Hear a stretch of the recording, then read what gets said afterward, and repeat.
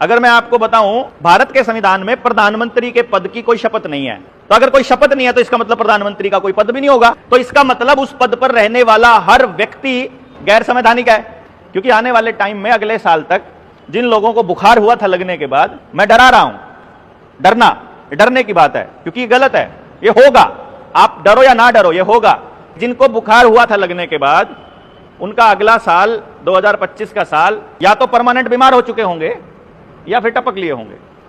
और आप देख लो, जिसको बुखार हुआ है, मान लो आप में से भी लगने के बाद में, उस व्यक्ति के शरीर में कमजोरी, जोड़ों में दर्द, मेमोरी, आंखों में कुछ ना कुछ चालू हो चुका है। जिसके हल्का हल्का नहीं हुआ है वो टक से जाएगा। वो एक संगठन है, WHO, वर्ल्ड हेल्थ ऑर्गेनाइजेशन, वो वहां से कोई बात जारी करता है यूनाइटेड नेशंस के जरिए। फिर यूनाइटेड नेशन एक संगठन है, फिर वहां से वो जिस आदमी को भेजता है या जिस संस्था को भेजता है, उसको, मतलब जो लोग हैं जिनको नहीं पता, वो सरकार समझते हैं, जबकि असलियत में वो भी एक प्राइवेट ऑर्गेनाइजेशन है।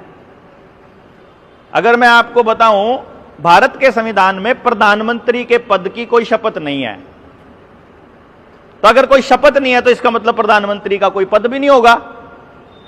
अगर पूरे संविधान में आज तक भी प्रधानमंत्री पद की कोई शपथ ही नहीं है, तो इसका मतलब उस पद पर रहने वाला हर व्यक्ति गैर संवैधानिक है। यानी आज तक जितने भी लोगों ने प्रधानमंत्री रहते हुए जो भी निर्णय लिए, वो सारे के सारे जिम्मेदारी से परे थे, क्योंकि उनकी कोई शपथ ही नहीं है।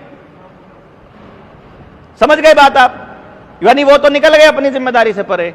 अब उसने फोटो लगवा दी आपके वैक्सीन के सर्टिफिकेट के ऊपर। अब घर में जब आपकी फोटो टंगेगी तो साथ में उसकी भी टंगवा देना। वो तो नहीं टंगवा सकते आप, लेकिन वहां वैक्सीन का सर्टिफिकेट जरूर लगवा देना अपनी फोटो के साथ में।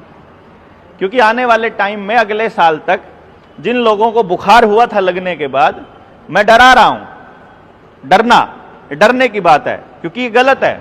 ये होगा, आप डरो या ना डरो, ये होगा कि जिनको बुखार हुआ था लगने के बाद, उनका अगला साल 2025 का साल बमुश्किल, मतलब ठीक ठाक गुजरेगा। या तो परमानेंट बीमार हो चुके होंगे या फिर टपक लिए होंगे।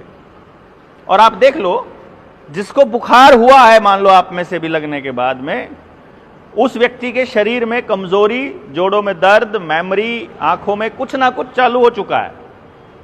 आप मानो या ना मानो, हल्का हल्का शुरू हो चुका है।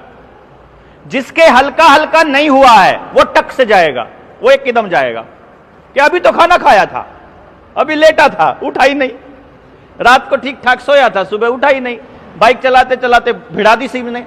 बाइक से एक्सीडेंट में नहीं मरा है, चलाते चलाते हार्ट फेल हुआ है, कार्डियक अरेस्ट हुआ है, गाड़ी चलाते चलाते हार्ट फेल हुआ है, तब जाके भिड़ाई है। ऐसे थोड़ी कोई पागल होगा कि किसी में भी भिड़ा देगा।